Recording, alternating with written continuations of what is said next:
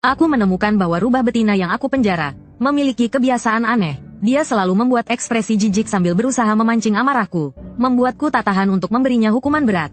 Jadi aku memegang erat telinga rubahnya, dan menginjak ekor rubahnya dengan keras. Memaksanya mengisap ujung jariku, namun saat dia terlihat menikmati, aku menendangnya dengan keras. Setelah aku sekali lagi menghukum si gadis utama, sistem yang lama menghilang tiba-tiba berbunyi nyaring.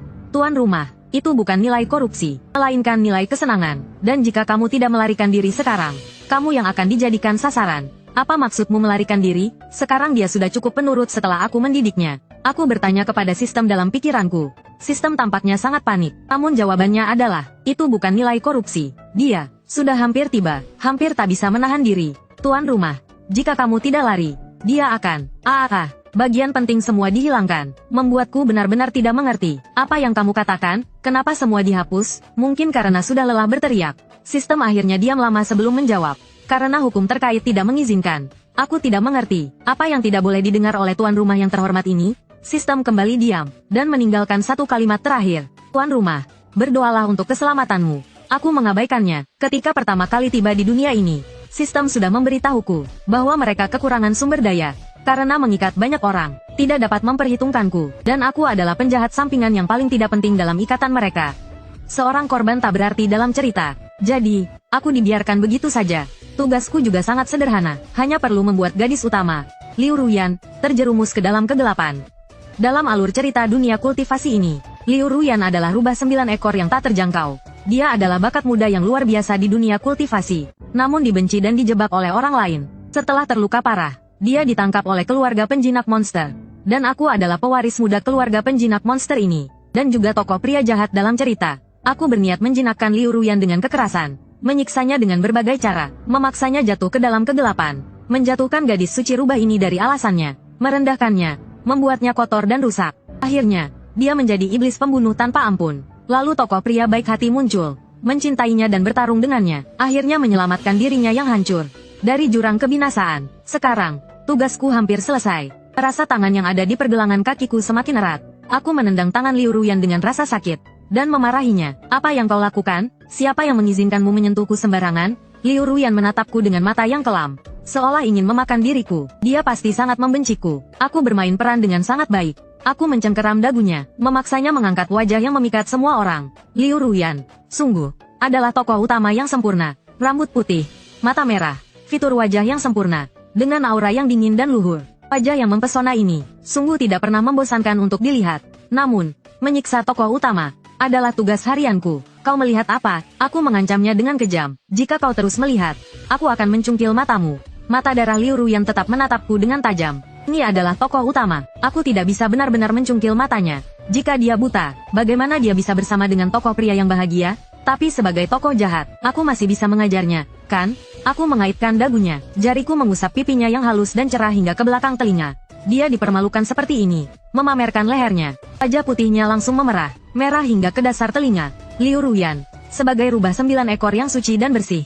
Bagaimana dia bisa tahan dengan ini? Seperti yang sudah diduga, dia mendorong tanganku dengan keras. Serigala jahat itu menatapku dengan marah. Dengan suara serak penuh kebencian. Hei Qiang, kau akan menyesal. Aku tidak peduli. Lalu, apa yang bisa kau lakukan padaku? Jika dia tidak ingin aku menyentuhnya, aku tetap ingin melakukannya. Jadi aku mulai bermain dengan ekor besar berbulu lebatnya. Ekor rubah itu menumpuk di pinggang dan di belakang. Rasanya sangat lembut. Memikirkan bahwa aku mungkin tidak bisa bermain dengannya lagi. Aku hanya ingin mengeksplorasi, memamerkan Liu Ruyan sepenuhnya. Saat aku bermain, aku bertanya-tanya, apakah kau tidak kehilangan kontrol? Mengapa tanganmu begitu lengket? Liu Ruyan tiba-tiba menggenggam pergelangan tanganku dan mendorongku dengan keras. Wajahnya semakin merah. Kupikir penghinaan hari ini sudah cukup. Aku mendengus. Kau sangat tidak patuh hari ini. Aku hukum kau tidak boleh tidur di tempat tidur.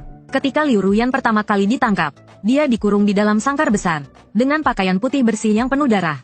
Dulu, kemewahan dan kesuciannya yang tinggi, telah berubah menjadi kehancuran yang tak layak dilihat. Keindahan pakaian yang rusak, memiliki daya tarik tersendiri. Namun, aku tidak tahan melihatnya. Aku pingsan melihat darah. Aku tidak tahan melihat para penjaga monster membuat lantai penuh darah. Menurut alur cerita, setelah mengambil Liu Ruyan, aku pertama-tama membawanya ke kolam pemulihan selama 3 hari 3 malam. Sistem terus mengingatkan dalam pikiranku, Tuanku, kau harus mencoba menjinakkan tokoh utama yang keras kepala. menyiksa tubuhnya dengan ribuan luka, menyiksanya hingga hancur, lalu menghina dia dengan segala cara, merusak hati dan jiwanya, agar dia benar-benar jatuh ke dalam kegelapan. Sistem berkata, dan membawakan cambuk, gagang mulut, koler dan berbagai alat penyiksaan lainnya. Aku buru-buru mengangkat tangan. Tidak bisa. Apakah ini benar-benar untuk menyiksanya? Atau malah untuk menyenangkannya? Sistem terus mengeluh. Aku berkata dengan marah. Bukankah tujuannya membuatnya jatuh ke dalam kegelapan? Aku punya caraku sendiri. Kau tidak usah ikut campur. Liu Ruyan, sebagai dewi hidup di dunia kultivasi, selalu merasa dirinya lebih tinggi dari orang lain. Sepertinya siapapun yang mendekatinya, akan membuat dirinya menjadi kotor. Dia cukup memiliki rasa kebersihan yang berlebihan. Untuk seseorang seperti ini, siksaan terbaik adalah memaksanya dekat denganku, dan membuatnya kotor, untuk menghancurkan pertahanan mentalnya, dan membuatnya kehilangan kendali. Setelah memetik bunga langka ini, aku membuangnya ke tanah, dan menginjaknya hingga ke dalam lumpur, membuatnya menjadi budak yang terguncang dengan respons stres. Aku membuat kalung pembatas kekuatan, mencekik lehernya yang ramping, mengubahnya dari seorang dewi terkutuk, menjadi hamba di tanganku. Dia masih terluka parah, dan dibatasi oleh larangan kalung tersebut. Ketika aku menarik rantai di tanganku, dia terpaksa jatuh ke tanah. Keneling dalam keadaan mengenaskan. Pakaiannya tidak teratur. Wajahnya memerah. Bibirnya bergetar. Dalam alur cerita asli, dia disiksa selama 3 bulan. Tanpa ekspresi, tidak mau tunduk. Sekarang, aku hanya butuh beberapa hari untuk mencapainya. Melihat ekspresi terhinanya, sistem terkesan dengan keterampilanku yang luar biasa. Terdiam. Semoga misi Tuan berjalan lancar. Menunggu berita baik. Setelah mengatakan itu, sistem offline, untuk menghancurkan mental sang tokoh utama, aku membuatnya tetap dekat denganku, selalu menghina dirinya. Tidak bisa dipungkiri, Liu Ruyan benar-benar cantik. Meskipun nasibnya seperti ini, namun tetap membuat orang merasa kasihan. Bunga langka jatuh dalam debu. Aku juga memaksanya tinggal dan makan denganku. Memaksanya hanya makan sisa makananku, menggunakan ekornya sebagai pijakan kaki. Di malam hari, dia harus kembali ke bentuk rubah untuk menghangatkan ranjangku. Dia paling membenci sentuhan orang lain. Pasti sangat menjijikkan baginya. Aku menarik telinga rubahnya dan menyebutnya hanya anjing peliharaanku.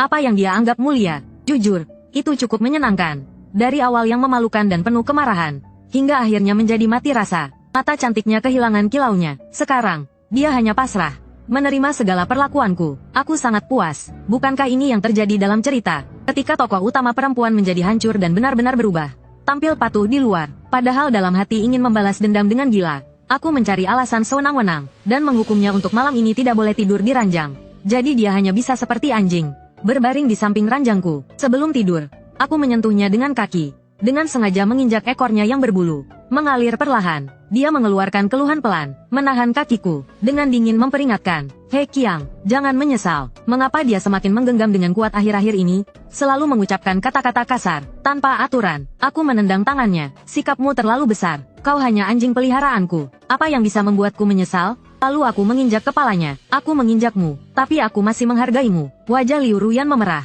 Alisnya mengerut, tampil dengan ekspresi sulit menahan rasa sakit. Aku sangat puas. Namun, dia menangkap pergelangan kakiku, mengeluarkan lidah merah yang cerah, dengan lembut menjilat telapak kakiku. Sentuhan licin, membuat ayah kecil saya langsung berdiri. Wajah Liu Ruyan sedikit memerah, namun jarang sekali ia menunjukkan senyum dingin. "Bukankah kamu bilang, aku anjingmu?" Anjing memang suka menjilat. Bunga di gunung yang selalu dingin tersenyum, cerah dan mempesona. Tengah malam, aku terbangun oleh mimpi buruk. Di dalam mimpi, seekor monster besar menekan tubuhku, menghalangi aku untuk bergerak. Monster itu menjulurkan lidahnya dan menjilat seluruh tubuhku, lalu membuka mulutnya untuk menggigitku. Ia ingin memakanku. Sebelum aku hampir dimakan, aku akhirnya terbangun. Saat mencuci muka, aku melihat di cermin, ada bekas merah seperti bintang di leherku. Aku tidak tahu mengapa ada banyak. Barulah aku menyadari, ternyata semalam aku digigit serangga sepanjang malam. Aku langsung marah besar. Aku menarik kalung yang menahan Liu Ruyan dengan kasar. "Bukankah kamu punya mantra pelindung tubuh yang membuatmu kebal terhadap ular dan serangga? Mengapa semalam kamu tidak membantu aku menghalau nyamuk?" Akibatnya, aku digigit hingga muncul banyak bekas. Liu Ruyan diam tanpa berkata-kata, menatap bekas di leherku. Matanya menyala-nyala. Pasti dia sangat membenciku. Aku memakan semua obat herbal dan buah suci yang diantar hari ini, lalu memberikannya kepada Liu Ruyan. Sebagai pewaris keluarga pemburu iblis, setiap hari, hidupku penuh dengan kemewahan. Semua kebutuhan makan dan pakaianku, semuanya melimpah ruah. Biasanya aku tidak bisa makan sebanyak itu. Jadi semua yang tidak kuinginkan atau tidak bisa kubatalkan, langsung kuberikan pada Liu Ruyan. Banyak yang bahkan tidak terjamah. Tapi hari ini, untuk menghukumnya, untuk menjengkelkannya, aku sengaja memakannya terlebih dahulu sebelum memberikannya, agar dia terpaksa menahan jijik dan makan air liurku. Tunggu, aku sengaja menunjuk pada tempat yang telah kugigit dan memerintahkannya. Mulai dari sini, makan. Liu Ruyan hanya bisa diam-diam memutar buah suci, menggigit bagian yang sudah kugigit. Aku bertanya dengan senyum lebar. Apakah air liurku enak? Liu Ruyan menatapku dengan tatapan tajam. Suara terdengar parau, sangat manis. Mendengar jawaban itu, aku merasa ada yang aneh, tapi tidak bisa menjelaskannya. Liu Ruyan hampir mencapai tahap gelap. Dia pasti akan melepaskan kalung dan melarikan diri. Menurut cerita, dia sudah lama menunggu. Sekarang dia hampir memulihkan kekuatan sihirnya.